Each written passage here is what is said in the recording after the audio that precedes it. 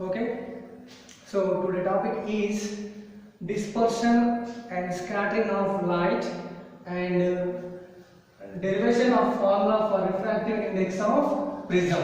So today in today's class we shall learn what is prism, what is dispersion of light, and again we are going to learn about the derivation of formula for refractive index of a prism.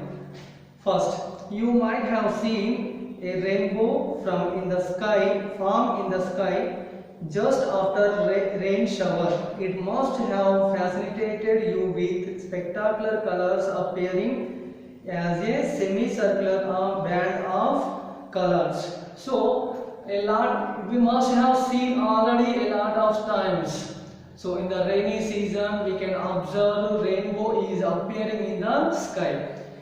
So after raining only it will appear. So if the sky is completely covered by the clouds, there is no chance to appear the rainbow. We cannot see the rainbow, but one side sunlight will fall, another side the clouds, maybe rain will be formed. On that time only we are able to see the rainbow in the semicircular shape. So how it is possible means the rainbow is always in the opposite direction to the sun. This is very important. The rainbow is always formed in the opposite direction to the sun.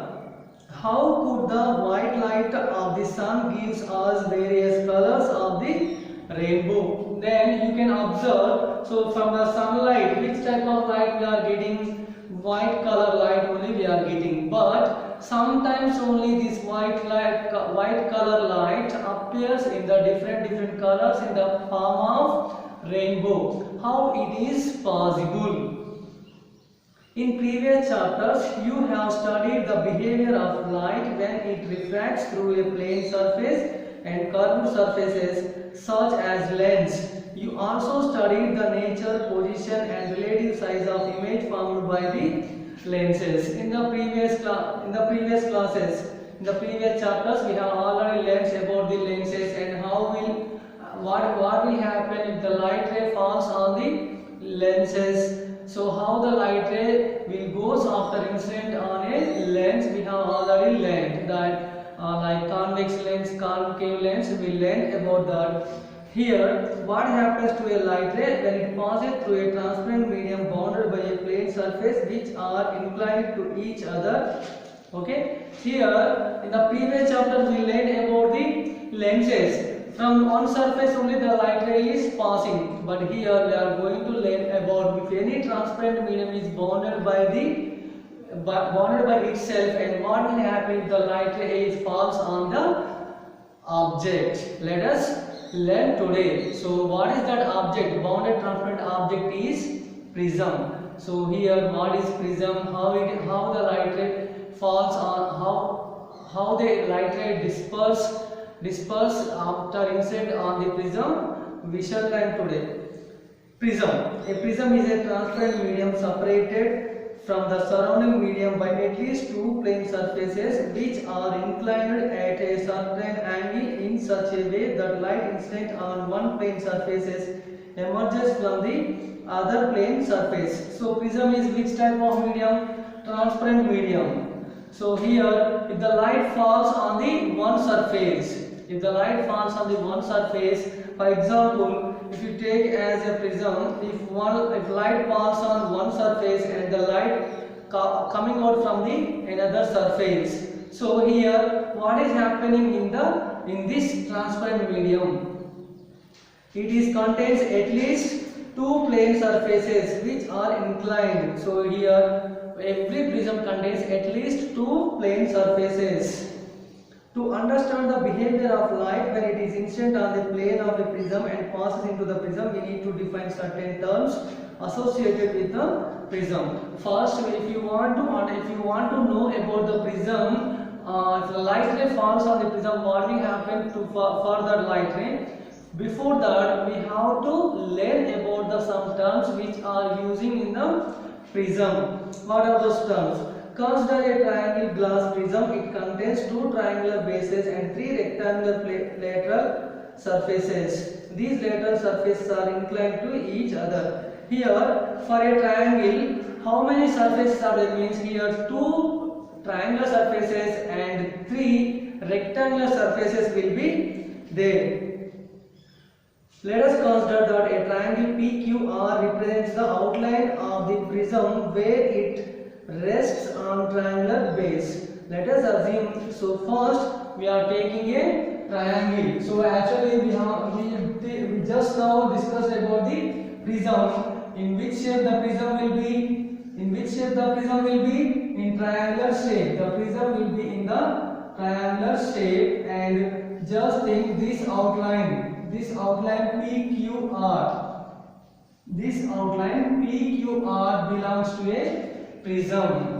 Okay, and let us assume that a light ray is incident on the plane surface PQ of a prism, and M as shown in figure. Draw a perpendicular to the surface at M. It becomes normal to the surface. The angle between the incident ray and the normal is called angle of incident I1. The ray is refracted at M. It moves through prism and meets the other plane surface at N and finally comes out of the prism. So let us assume a light ray. Let us assume a light ray is coming from the air, and it is now just we are taking a light ray. A light ray is coming from the outside surface of the prism. This is the incident ray. This is the incident ray, and it is intersecting the PQ surface at point M. Just think this point is M at M, and draw a normal line. Draw a normal line at this surface, at this intersecting point. Draw a normal line. This is the normal line, and we can say this angle is, what is this angle? The angle between the normal line and incident ray is called as angle of incidence. This is angle of incident I1, indicating by I1, and after incident on the PQ surface, the light ray will refracted and passes through the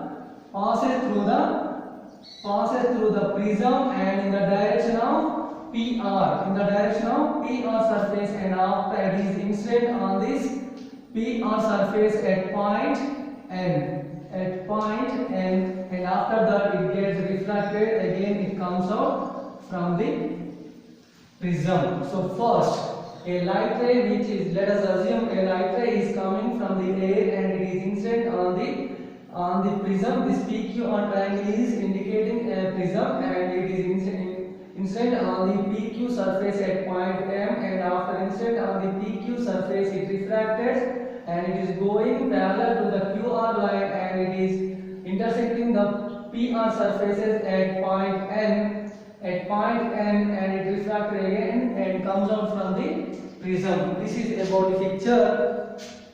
The ray, it moves to the prism and meets the ray which comes out of the surface PR at N is called emergent ray. Draw a perpendicular to PR at point N. The angle between the emergent ray and normal is called angle of emergent I2. The angle between the surfaces PQ and PR is called the angle of prism or refracting angle of prism A, and the angle between the incident ray and emergent ray is called angle of deviation. So here the light ray is coming out from here at point N. At point N, the light ray is coming out from the prism, and if you draw a normal line here at this point, if you draw a normal line here at this point, and it will make some angle with this, and this angle is called angle of emergence. Angle of emergence, and this is indicating by I2.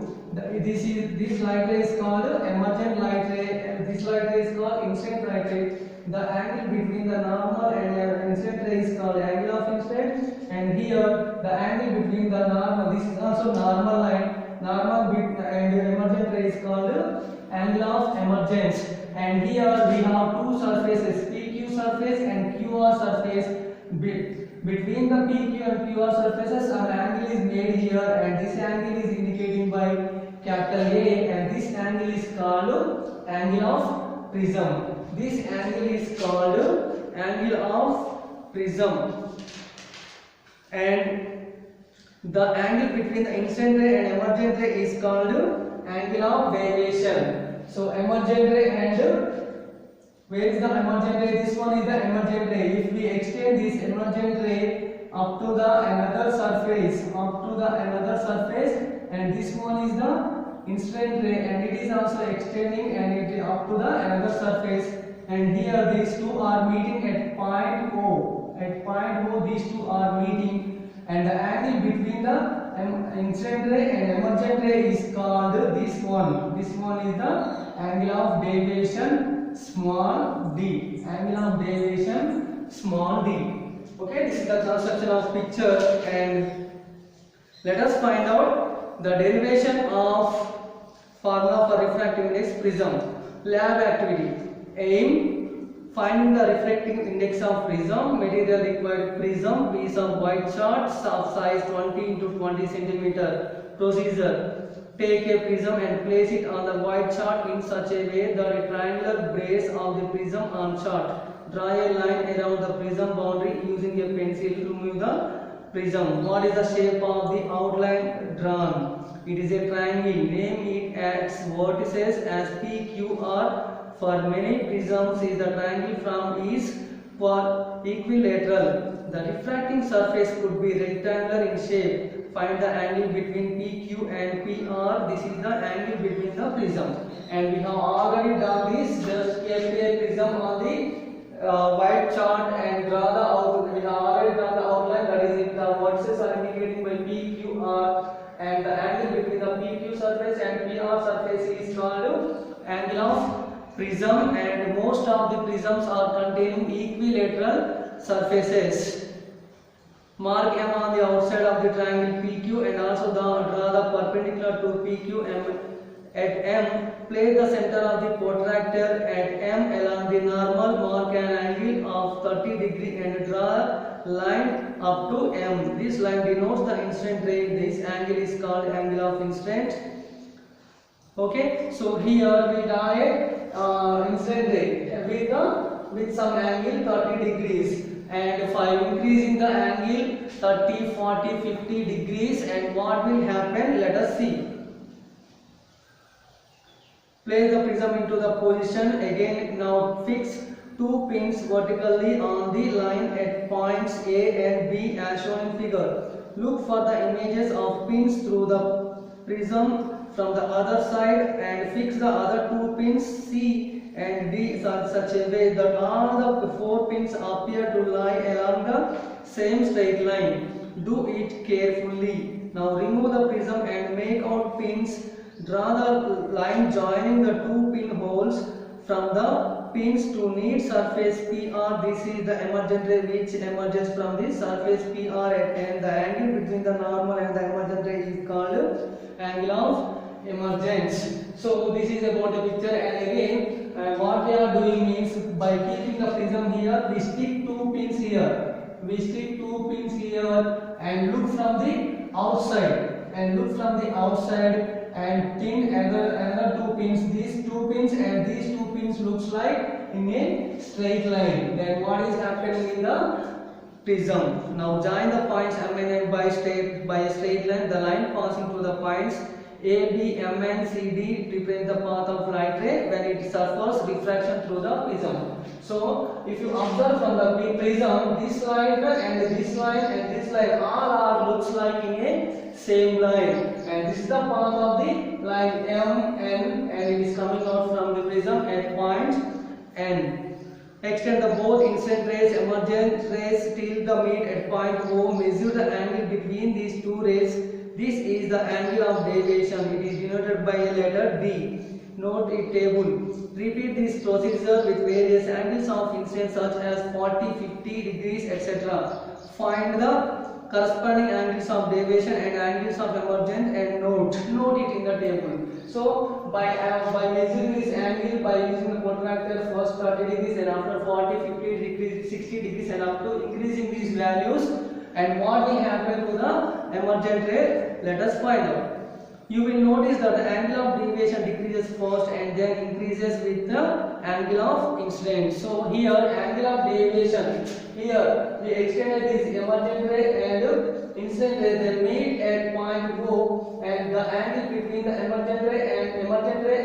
incident ray is called angle of deviation. If this angle of incident is increasing, first the angle of deviation will decrease, and after that the angle of deviation also increasing with the angle of incidence.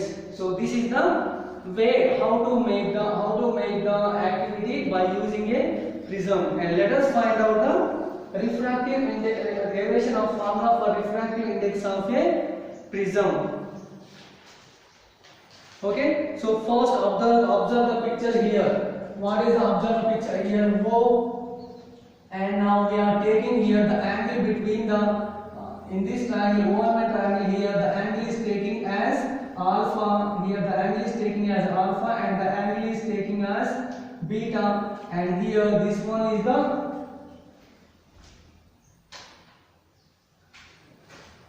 angle R1, refractive angle R1, and here this is the refractive angle R2, refractive angle R2, R1 and R2. Now let us find out the refractive index of prism. First write the given values. What are the values there? A, capital A indicates the, what is the capital A? Angle of, capital A is angle of prism. Capital A is angle of prism. And D, what is D here? D is angle of deviation. D is angle of deviation, angle of deviation, and if you indicate this as A, B and C, D. A, B, C, D is light ray, and here A, B, C, D is path of light ray, path of light ray. Path of light ray. And now we have to find out angle of deviation. Where is the angle of deviation? What is angle of deviation? The angle between the incident ray and emergent ray is called angle of deviation. Now we are finding the angle of deviation. So where is the angle of deviation? In the triangle OM. This is M. Okay, this is M and this is point N. OMN. In the triangle OMN, the angle of deviation is there, and we can write from the triangle, from the figure, triangle OMN,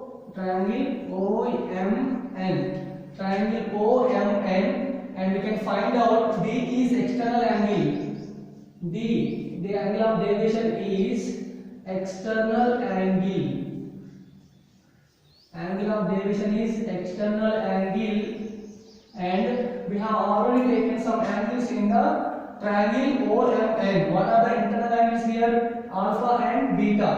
And D is external angle, and angle alpha and angle beta are, angle alpha and angle beta are internal angles. Internal angles. Okay, so this is the first one. This is the first one, and from the triangle OMN, D is external angle and alpha and beta are internal angles. From the triangle rules, we can say that one thing: external angle for a triangle equals to sum of the internal opposite angles. So external angle equals to, we can write external angle equals to, external angle equals to sum of the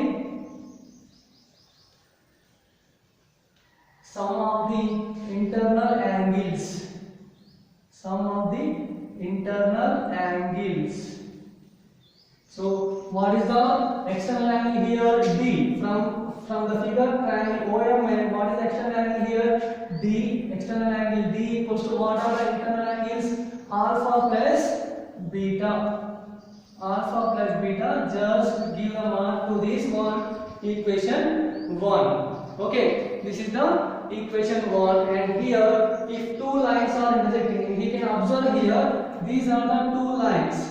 This is incident ray and normal ray are incidenting with each other perpendicularly, and here also emergent ray and normal line are intersecting with each other perpendicularly. So we can say these opposite angles will be same. Opposite angles will be same here, and we can write the angle, this one, the angle which is now I am drawing with blue chalk, and this one is angle, just think angle X.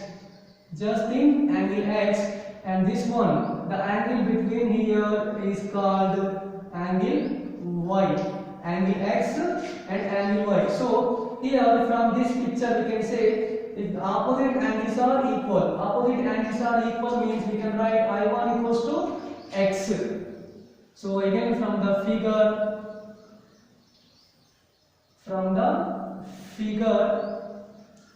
I1 equals to X.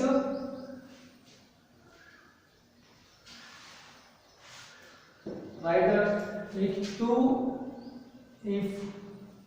lines are intersecting perpendicularly,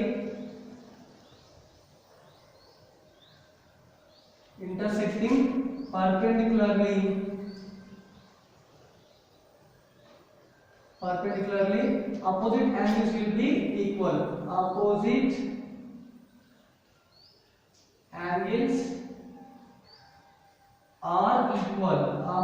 angles are equal. So we can say here I1 just internal angle is taken as X, and this one is 1. So I1 equals to X, and here I2 equals to Y. So here we can say this one is also I1, this one is also I1, we can take it as I1, and this one is also we can take it as I2. So I1 and I2, so that means this is also I1 and this is also I2, and from the picture we need alpha value.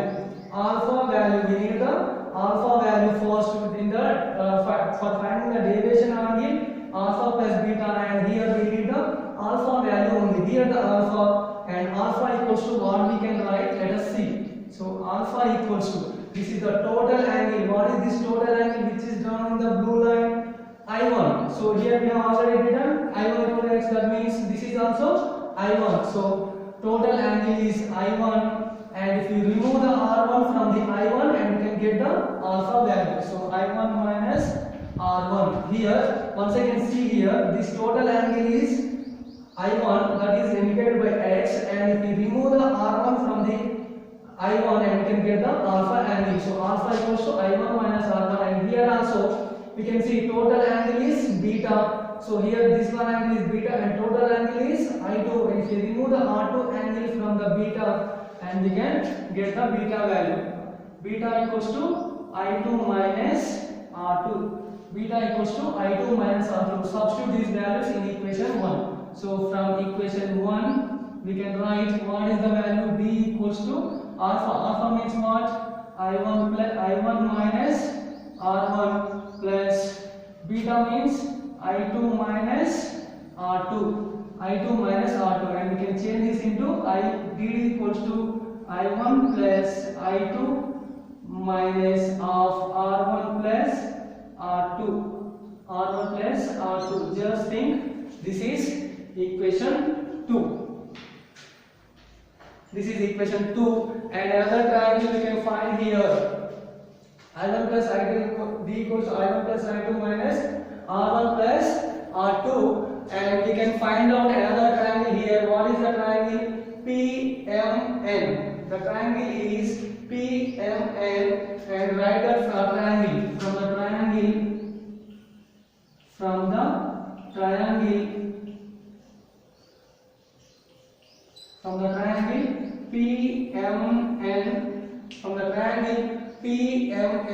so we can say sum of the angles in a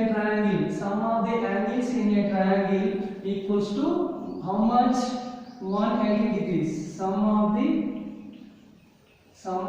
angles in a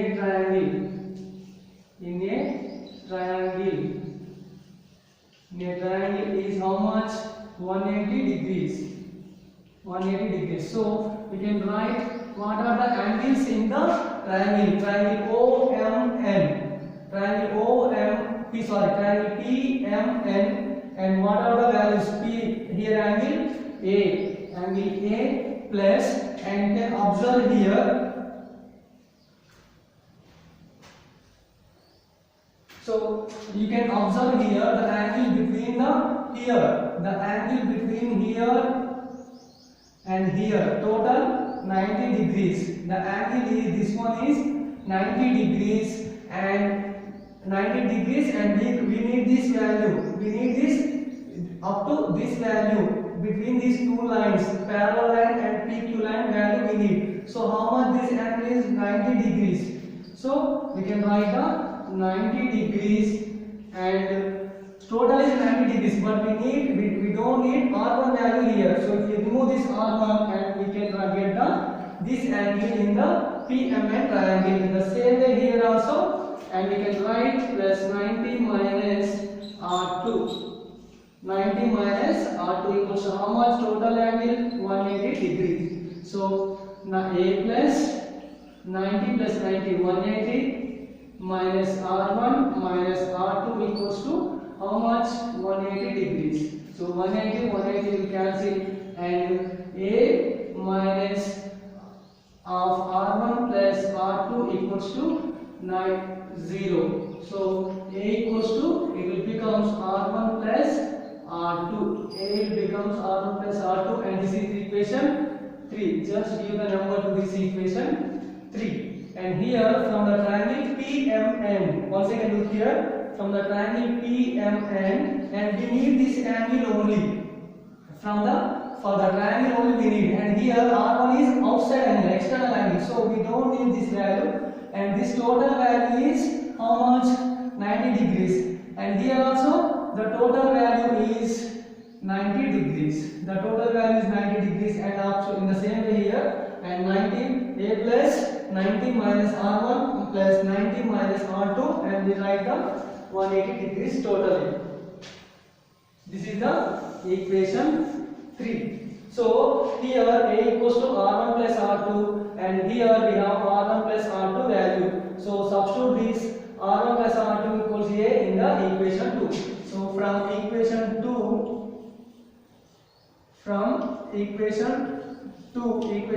we can write what we can write. What is the equation 2? D equals to I1 plus I2. D equals to I1 plus I2 minus R1 plus R2 means what? R1 plus R2 here A. So here A. So D equals to I1 plus I2 minus A. If we bring A this side, A plus D equals to I1 plus I2. A plus D equals to I1 plus I2, and give the number to this equation number 4. Equation number 4, and this is the relation. What is the relation? What are the angles here? Angle of A means angle of prism, D means angle of deviation, and I means angle of incidence. The relation between the angle of prism, angle of deviation, and angle of incidence is A plus D equals to I1 plus I2. From the Snell's law. What is Snell's law? N1 sin I. N1 sin I equals to N2 sin R. N1 sin I equals to N2 sin R. And here refractive indices values we have. First, the light ray is coming from the air, and after entering into the prism, and again coming out from the prism and entering into the air. So air is contains some refractive index. Air belongs to which type of refractive index? N equals to. Here we are taking the air refractive index N1, and here prism is taking refractive index N2. So here at point M. So at point M, now we are applying at point M. At point M, we can say what we can write refractive index of air. First one, refractive index of air. Refractive index of air, N1 equals to how much? 1. We can take as 1. And refractive index of prism. Refractive index of prism N2 equals to n, refractive index of prism N2 equals to n, and angle of incident I equals to I1, and angle of refraction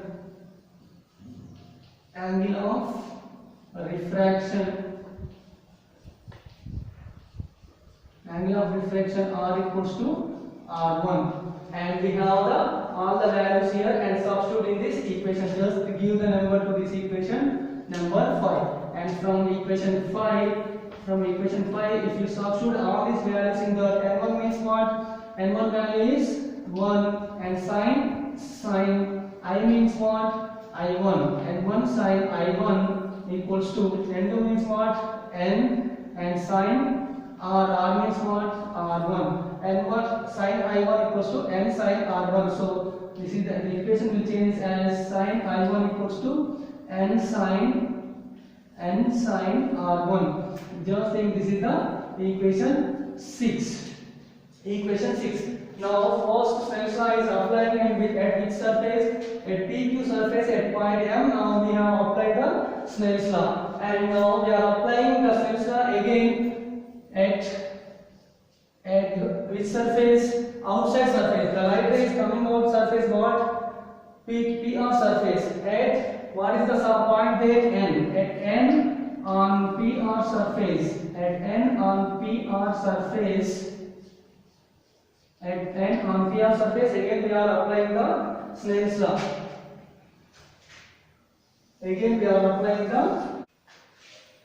So at N on PR surface, now we are applying the Snell's law again. So here in the first case, A is N1, refractive index N1, and we have taken prism is refractive index N2.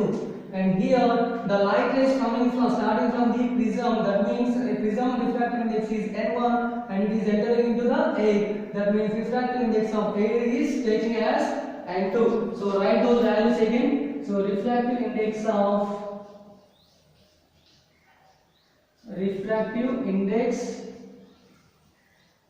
prism N1 equals to N, and refractive index of air, refractive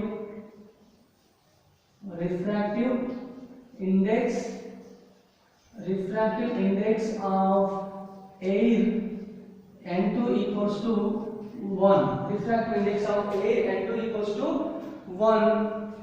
So here refractive index of air equals to 1, and now angle of incidence. Where is the angle of incidence? Here the light ray is coming from this here. So angle of incidence I equals to I2. Angle of deviation, that is taking as angle of incident I equals to I2, and we are taking the angle of refraction. Angle of refraction R equals to R2. Write these all values again in the Snell's law. So N1 means what here? N. So from equation 5 again, N1 means N. What is the sign I? Sign I means what? I2. Sign I2, and N2 means what? 1. N2 means 1, and sign R means R2. So this one is N sin I2. N sin I2 equals to sin R2. And give this number equation here, equation number 7. Here. So here now we are finding out the angle of deviation. If angle of deviation between the emergent ray and the incident ray is minimum, if you take these values as minimum, and angle of incident is always equals to the I1 and I2 are becomes equal, and this one are same. So that means we can write here I1 equals to I2. We can write here. So again from the equation, where is the I1 and I2 values here? and here where we write here a plus b. So here from equation 4, if we think I1 equals to I2, so from equation 4 we can write a plus d.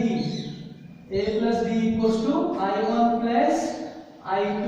I1 plus I2, and that equals to a plus d equals to, and this angle of deviation is minimum, means it will becomes capital D. So it will becomes capital D. A plus d equals to 2i. A plus d equals to 2i, and it change as I equals to a plus d by 2. A plus d by 2. So another thing we have to observe here, if I1 equals to I2 means in the same way, and R1 becomes R2. So R1 becomes R2, and again substitute the values. Where is the R1 and R2? So where is the R1 and R2? Here from the equation A equals to R1 plus R2. So from equation 3 we can write what is that A. A equals to what is the value? R1 plus R2. R1 plus R2, that equals to A equals to R1 plus R1, and that equals to A equals to 2R1, and we can write R1 equals to A by 2. R1 equals to A by 2, and we got I1 value and R1 value. Where is the I1 and R1? Just find out here. So here a sin I1 equals to n sin R1. Substitute the values in equation 6. So from equation 6 we can write sin I1. Sin I1 means what? A plus d by 2. A plus d by 2, and n means n, and sin R1. R1 means what? A by 2. Sin A by 2. And we get what is the value we need here?